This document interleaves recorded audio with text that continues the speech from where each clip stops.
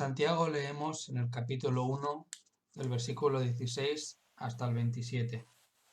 Amados hermanos míos, no erréis.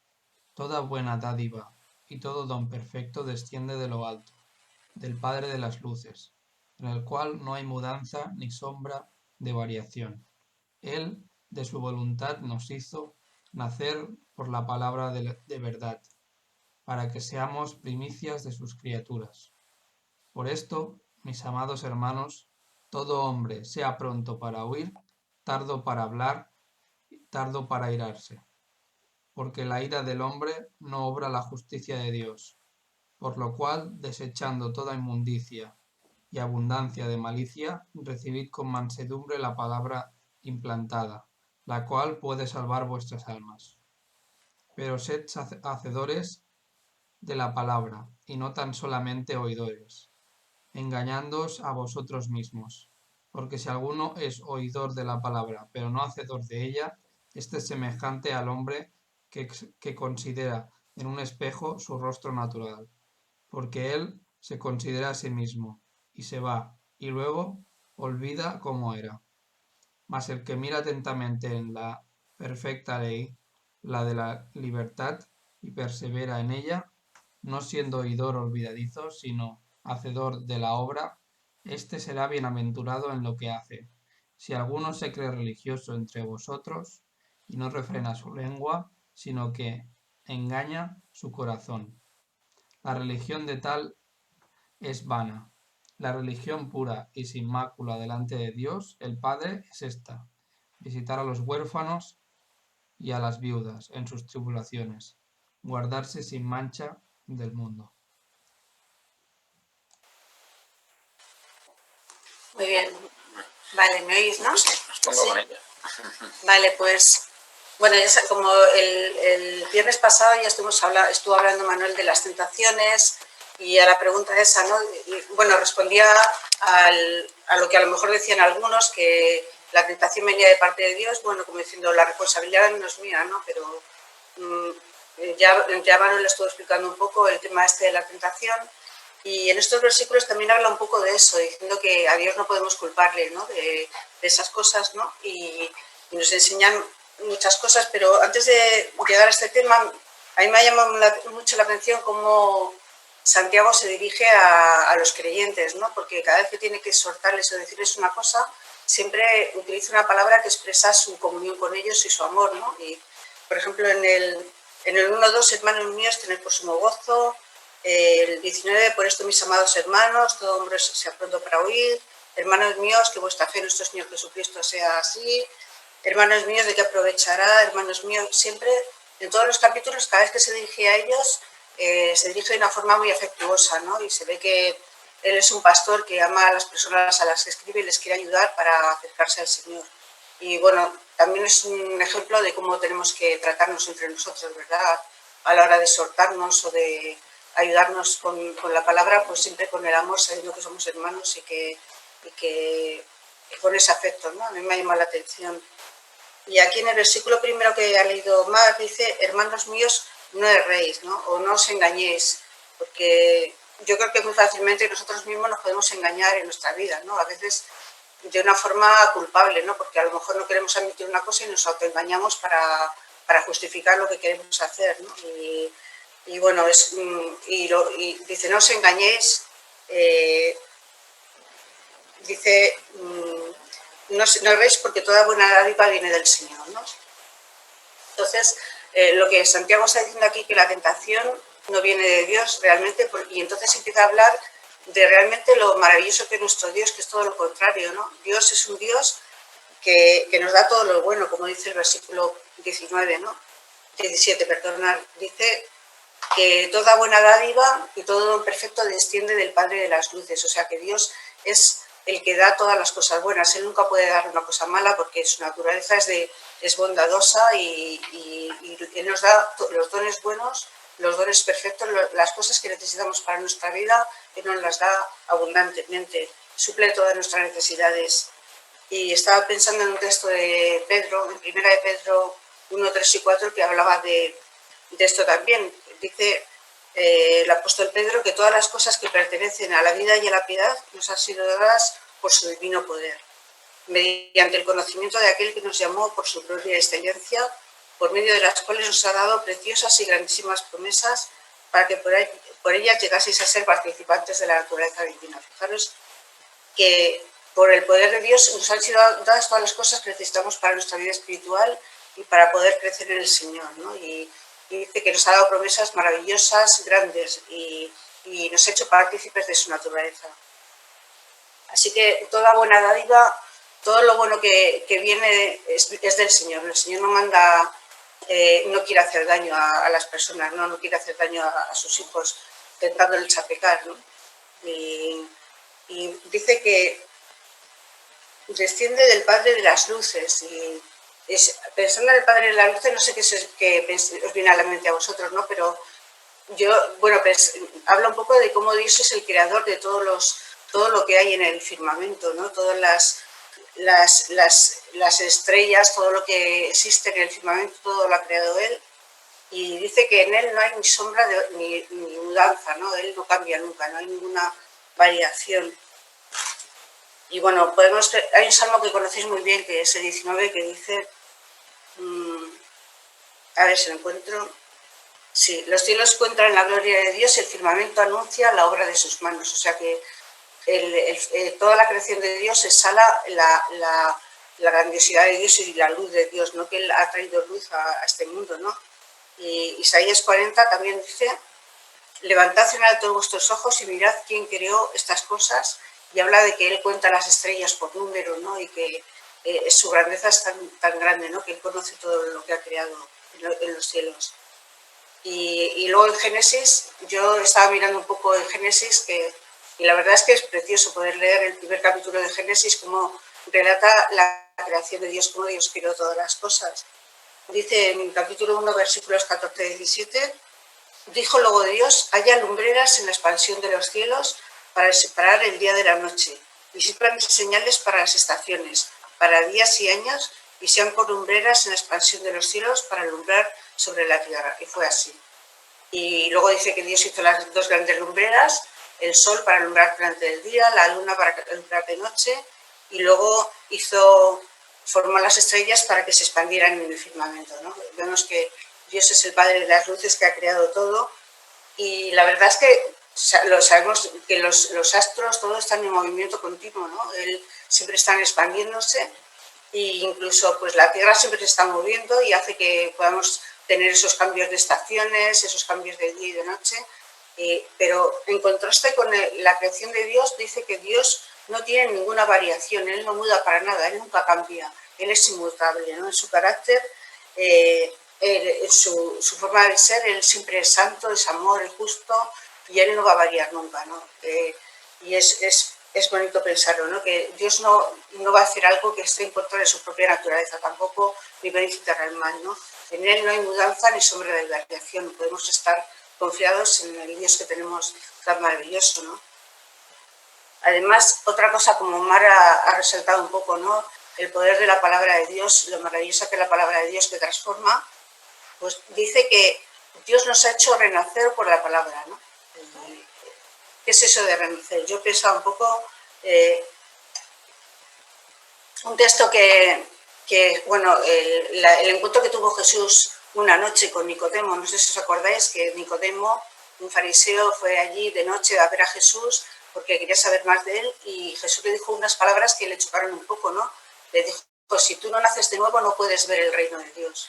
Y Nicodemo pues no lo entendía, pero le dijo que se refería a un nacimiento espiritual, ¿no? Entonces la palabra produce en efecto en nuestras vidas que nos hace una transformación, nos hace una nueva persona, ¿no? Y es el propósito de Dios, la voluntad de Dios es que a través de la palabra suya podamos experimentar ese cambio. La palabra de Dios nos toca, nos lleva hacia el Señor, y el Señor hace ese cambio en nuestras vidas, nos da una nueva naturaleza, una nueva criatura, un nacimiento espiritual. Dice que lo hace para que seamos primicias de sus criaturas, ¿no? O sea, las primicias, como Santiago era judío, a lo mejor estaba pensando en lo que hacían en el Antiguo Testamento, lo que hacían en el templo, ¿no? Con los sacrificios, o que tenían que entregar, o con las cosechas, ellos tenían que entregar las primicias de los mejores frutos, ofrecerlos a Dios, ¿no? Entonces era lo más escogido. Y lo dice, por ejemplo, en Números 18:12, los frutos de la cosecha, del aceite, del trigo, lo más escogido, las primicias de ello serán para Jehová. Entonces habla un poco del valor, ¿no? Y aquí dice que Dios nos ha hecho en sentido de primicias como algo muy valioso, pero también en el sentido de cronológico se puede ver también, ¿no? En el sentido de que son los primeros de la gran cosecha espiritual que Dios ha hecho, eran de los primeros creyentes, y de ahí nacería una gran familia para el Señor, la familia de Dios, ¿no? Entonces, en ese sentido, serían las primicias. Pablo, en una de las cartas, habla de un hermano que le saluda, dice que es las primicias de Acaya, ¿no? Porque es de los primeros que conocieron al Señor. Bueno, pues realmente el Señor ha hecho eso en nuestras vidas para que seamos algo especial para Él. Y Pablo también decía en 2 Corintios 5:17, si alguno está en Cristo, lo sabemos muy bien, ¿no? Si alguno está en Cristo, nueva criatura es, y las cosas viejas pasaron, todas son hechas nuevas. O sea que al encontrarnos con el Señor hace ese cambio y entonces nuestra vida es transformada. Dejamos todo lo que queda atrás para empezar una nueva vida llena de sentido y que le glorifique, ¿no? Y el propósito de Dios es, como dice un texto también, es que nuestra santificación, ¿no? Que vayamos viviendo cada vez pareciéndonos más a Jesús como Él quiere que seamos, ¿no? Así que Dios no quiere destruir la obra que ha hecho, ni hacernos incitarnos al pecado, ni mucho menos, ¿no? Porque Él lo que quiere es producir en nosotros esa santidad, esa vida comprometida, ¿no? Y luego, a partir de los versículos 19 y 27, nos habla de lo que es la religión verdadera. Y el texto central, yo creo que de este capítulo y de todo el libro de Santiago sería el versículo 22, que dice, sed hacedores de la palabra y no tan solo oidores, engañándoos a vosotros mismos. Porque importa mucho nuestra conducta, no solamente lo que decimos, nuestra relación con el Señor, sino nuestra conducta, ¿no? Y Santiago hace mucho énfasis en esto. Bueno, en estos versículos Santiago les dice varias cosas, ¿no? Primero, que todo hombre sea tardo para oír, para hablar y para airarse, que desechemos toda la inmundicia, todo lo que hay malo en nuestras vidas, y también que recibamos la palabra de Dios con mansedumbre, para que ella pueda transformarnos, ¿no? Yo creo que ser prontos para oír son palabras muy, muy sabias, ¿no? Realmente lo que está diciendo Santiago es que tenemos que tener aceptar la palabra de Dios, ser receptivos a lo que Dios nos tiene que decir, ¿no? Escuchar, ser pronto para oír, estar dispuestos a lo que el Señor nos quiere decir, atesorarlo, meditarlo. Yo pensaba un poco cuando leía esto, pensaba un poco en María, ¿no? Cuando los magos fueron a ver al niño Jesús y le adoraron, dice que María guardaba todas estas cosas en su corazón. Entonces es atesorar la palabra de Dios, atesorar lo que el Señor tiene para nosotros, escuchar la palabra en nuestras casas, escuchar las predicaciones, igual que ellos escuchaban en la sinagoga la predicación, pues estar atentos, tener ese deseo, prontos para oír. Pero también dice que tenemos que ser tardos para hablar. Y bueno, pues no contestar de una forma apresurada, ¿no? Eso es importante. Y cuando nos provoquen, pues meditarlo un poco y parar, ¿no? Y reflexionar, no ser unas personas que son contenciosas, que enseguida se ponen airadas y reaccionan y dicen palabras que no deben decir, ¿no? Sino ser prudentes, ¿no? Escuchar, parar y hablar cuando tengamos que hablar, pero no antes de tiempo ni así, ¿no? Tardo para airarse. A ver. Y, bueno, pues luego dice eso, tarde para airarse es la siguiente cosa que pide, ¿no? Tenemos que ser prontos para oír, tardos para hablar y tardos para airarnos. Y la verdad es que la ira está muy relacionada con el hablar precipitadamente también, ¿no? Porque cuando una persona está enfadada, enseguida saltan palabras de las que igual luego nos arrepentimos o que decimos más de lo que debemos y lo decimos mal, ¿no? Y sí que existe lo que vemos en la palabra, que es lo que es la ira santa, ¿no? Dios es un Dios justo que tiene ira santa contra el pecado y reacciona, pero pero no es una ira como la que nosotros a veces hacemos, que saltamos con una explosión, enfadados, sino que es una ira contenida que él tiene que juzgar, porque es muy injusto, pero deja tiempo dando oportunidades a las personas para que cambien. Pero si estamos bajo presión, pues es fácil que podamos estallar y saltar por donde no podemos, ¿no? Y es mejor, como se dice muchas veces, esperar, contar 100 veces, contar 100 hasta antes de hablar, ¿no? Para que no hagamos lo que no debemos. Porque dice Santiago que si hacemos esto, no estamos haciendo lo que a Dios le agrada, no estamos viviendo una vida acorde con lo que Dios quiere, ¿no? Porque la ira del hombre no va a ser la justicia de Dios, dice Santiago. Entonces, no estamos obrando de forma adecuada a lo que Dios pide de nosotros. Así que Santiago ahora dice que, pues, que tenemos que ser como Él quiere, dice que tenemos que hacer una cosa, y utiliza una metáfora en el versículo 21, que es la de quitarnos algo, ¿no? Como desvestirse, ¿no? Nos tenemos que quitar la ropa sucia y desecharla porque no es válida, ¿no? Entonces dice que tenemos que quitar toda inmundicia, aparte de la ira, pues toda abundancia de malicia y inmundicia. Todo eso lo tenemos que desechar como una ropa vieja para luego volver y revestirnos de la palabra, que eso sí que es bueno y nos puede beneficiar. Pedro también lo decía en su primera carta, ¿no? Dice que tenemos que desechar toda malicia, engaño, hipocresía, envidias, todas las detracciones. No solamente las cosas grandes, sino incluso el engaño, la hipocresía, también son cosas que tenemos que desechar en nuestra vida. Y bueno, al contrario de quitarnos, dice que tenemos que recibir la palabra, ¿no? La palabra, dice, recibir la palabra que ha sido implantada. Y aquí podemos pensar en una semilla, ¿no? Una semilla que se pone y que luego crece y da fruto. Entonces, es como nosotros, la palabra de Dios ha sido implantada en el creyente, ha producido su fruto, nos ha hecho una nueva persona, pero también va creciendo y eso tiene que dar un fruto para el Señor, ¿no? Y como mirando un comentario, como alguien decía, la Iglesia está supeditada a la autoridad de la palabra de Dios. Entonces tenemos que recibir esa palabra y dejar que esa palabra haga los cambios que tenga que hacer en nuestras vidas. Y además dice que ¿cómo tenemos que recibir la palabra? Pues con humildad. Es muy importante, ¿no? La actitud de humildad para poder aceptarla, ¿no? No resistir la palabra, sino recibirla para escuchar lo que el Señor tiene que decirme y ajustarme a lo que me dice, ¿no? Y Primera de Pedro también dice, parece que va paralelo, ¿no? Pero Primera de Pedro también dice que tenemos que desear, como los niños recién nacidos desean la leche espiritual, nosotros tenemos que desear esa leche para que podamos crecer para salvación, ¿no? Y hay un ejemplo que leí en un libro que no sé si ya lo he dicho, pero me llama la atención. Y es para hablar de cómo se recibe la palabra, entonces hablaba de que es imaginarnos un comedor y que hay muchas comidas en una mesa, entonces vamos y, pues esto me gusta, esto no, esto, y vamos eligiendo lo que queremos, picoteando, y esa no sería una buena manera de acercarnos, ¿no? De elegir lo que nos gusta de la palabra, quedarnos con las cosas que nos gustan y las otras dejarlas de lado, ¿no? Porque toda la escritura, como ha dicho Mar en Hebreos, toda la escritura, bueno, como dice Pablo en Mateo, todo es inspirada, toda la palabra de Dios es inspirada y es útil, ¿no? para redarguir nuestras vidas. Entonces no podemos estar picoteando por aquí y por allá, sino realmente pues aceptar toda la palabra de Dios.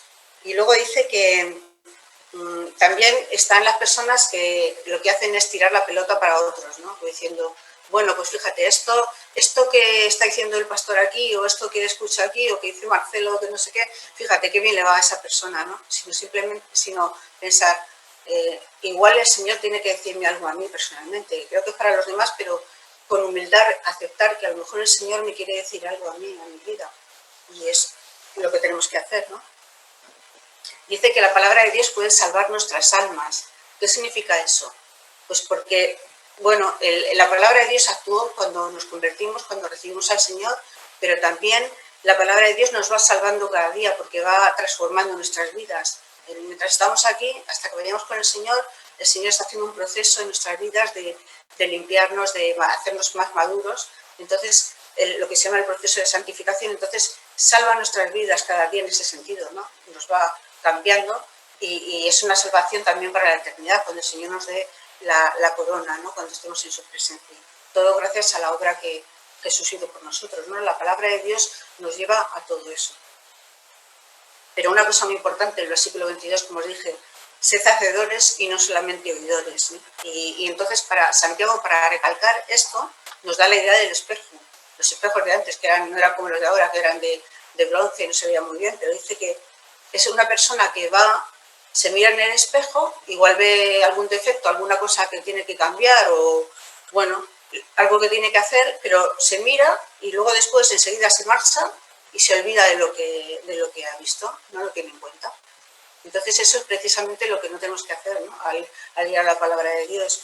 Es parecido esto a la parábola de Jesús en el Mateo, cuando habla del sembrador, ¿no? Que dice que una parte de la tierra cayó en el camino y entonces, ¿qué pasó cuando cayó en el camino? Pues que vinieron las aves, comieron la semilla y entonces la semilla pues no dio el fruto que tenía, ¿no? Fue quitado, Satanás quitó esa semilla. Entonces tenemos que atesorarla y no hacer como el hombre del espejo, que se mira y se va. Pues no, así no. En contraste a eso, Santiago dice que tenemos que oír con atención, ¿no? Y además, oír con atención, la palabra esta tiene que ver con la idea de que alguien que se encorva, ¿no? Para escuchar con atención, ¿no? Como estás alguien que está a tu lado y que está leyendo algo y te acercas con atención para ver qué es lo que lee, ¿no? Pues es encorvarse para mirar profundamente. Así tenemos que acercarnos a la palabra de Dios. Y tenemos que mirar a la palabra de Dios, que dice que es la perfecta ley, ¿no? Es la ley de la libertad. Y bueno, pensando en la ley de la libertad, yo pensaba un poco en la ley de Moisés, que eran los 10 mandamientos. ¿Qué hacían los 10 mandamientos? Pues realmente nos dejaban como culpables, ¿no? Porque nosotros no somos capaces de cumplirla, entonces la ley no nos dejaba libres, sino culpables delante de Dios al transgredirla, ¿no? Entonces, en el Antiguo Testamento los judíos hacían los sacrificios y entonces esos sacrificios apuntaban a alguien que sí realmente nos iba a liberar, que sería Jesús, ¿no? Entonces, Jesús es realmente el que nos libera. Entonces Jesús, esta ley, la de Jesús, es la que nos libera, ¿no? Bueno, hay un texto en Gálatas que dice que Jesús es como el ayo que nos lleva a Jesús, porque es como el cuidador de los niños pequeños hasta que llegan a la mayoría de edad. Y entonces la ley lo que hace es nos hace dar cuenta de nuestra situación, que no somos capaces de cumplir la ley de Dios, que le necesitamos, y entonces nos lleva a los pies de Jesús, ¿no? Jesús es el Cordero que realmente murió por nosotros y que nos dio la solución para que pudiésemos ser salvos, ¿no? Él pagó la deuda que teníamos con nosotros. Y bueno, ya estamos en ese nuevo pacto del que habla Jeremías, ¿no? Que el Señor ya pone sus leyes en nuestros corazones y en nuestras mentes, ¿no? Y en la que el Espíritu Santo mora en nuestras vidas y nos capacita para servirle. Vivimos de esa manera, ¿no? Salvados por el Señor y libres, perdonados por Él, ¿no? Y además es la ley perfecta, porque es la ley que refleja perfectamente el carácter del Señor, ¿no? El carácter de Dios, que es perfecto, ¿no? Así que dice que tenemos que mirar a esa ley que es perfecta y perseverar en ella. No solamente mirarla, sino perseverar, ¿no? Y mantenernos al lado de la palabra de Dios para cumplirla. Y dice que ahí está la verdadera bienaventuranza, ¿no? Los que van a recibir la carta de la epístola de Santiago seguramente estaban pasándolo muy mal, estaban sufriendo por haber sido perseguidos, estaban siendo pobres, muchas cosas, pero lo que dice Santiago, que los que iban a ser bienaventurados, iban a ser felices en la obediencia al Señor. No tanto librarse de esa situación, sino en la obediencia al Señor. Y sabemos que cuando estamos dispuestos a servir al Señor y serle fieles, entonces es cuando Dios bendice. La verdadera felicidad está cuando le servimos a Él y le honramos. Ahí encontramos el gozo auténtico, ¿no? Y bueno, ya terminando, que no quiero extenderme mucho más, ¿no? Voy a dejar algunas cosas, pero habla un poco de lo que es la verdadera religión, ¿no? Frente a la falsa. Dice que Santiago que a lo mejor alguno de vosotros, si alguno de vosotros se cree que es religioso, pero hay un pero, se lo cree, pero no refrena su lengua, ¿qué es lo que pasa? Pues que se está engañando a sí mismo, ¿no? Está teniendo una opinión falsa de sí mismo y no está en la realidad. Pero dice que, fijaros, es el versículo 26, ¿no? Dice que la religión del tal es vana, ¿no? El Señor sabe que es así, ¿no? Así que, y entonces habla, ¿cuál es la verdadera religión realmente? Pues no la de fachada, de decirlo y no hacer, sino realmente la que lo demuestra ayudando a los demás, ¿no? Dice que la religión pura es ayudar a las personas vulnerables, ¿no? Ayudar a los huérfanos, a las viudas. En aquel entonces seguramente que eran las personas que más debilitadas estaban. Hoy a lo mejor hay más apoyo, pero las viudas y los huérfanos eran personas que necesitaban la ayuda especial y Dios se preocupaba por ellos. Realmente la ayuda social, ¿no? El ayudar a los demás. Eso es una demostración de que la verdadera religión y también mi vida interior, las dos cosas importan, ¿no? Mi vida interior y mi relación con los demás, ¿no? Como guardarme sin mancha del mundo. Eso es importante, ¿no? Y no significa que seamos enemigos del mundo, sino del sistema de este mundo, ¿no? Lo que está hablando Santiago es que la filosofía de este mundo, la forma de pensar, todo eso tenemos que dejarlo de lado, ¿no? Porque no es de acuerdo con lo que es el propósito de Dios, ¿no? Es antagónico con Dios, ¿no? Es el sistema gobernado por Satanás y el Señor no quiere que sigamos esas cosas, ¿no? Sino que sigamos la voluntad que nos refleja en la palabra, ¿no?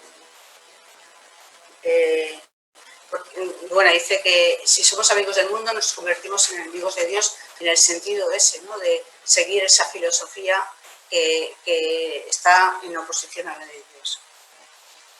Bueno, ya solamente, pues ya quiero terminar, solamente algunas cosas, ¿no? Que la religión verdadera tiene que ver con nuestra situación, nuestra posición vertical, nuestra relación con el Señor, nuestra intimidad con el Señor, pero también tiene que ver con la parte horizontal, que es nuestra relación con nuestros semejantes, ¿no? Y la verdad es que los 10 mandamientos, los 2 primeros mandamientos, hablan de eso, ¿no? El primer mandamiento, ¿cuál es? Amar al Señor con todo nuestro ser, con toda nuestra alma, con toda nuestra mente. Y el segundo mandamiento, pues, es amar al prójimo como a nosotros mismos. Así que la ley se resume en esto, ¿no? Y la verdadera religión está en cuidar nuestra vida, nuestra relación con el Señor, guardarnos sin mancha, pero también en ayudar a los demás y nuestra relación con los demás. Bueno, lo dejo aquí y ya te dejo a ti, Mar, para que sigas con las preguntas.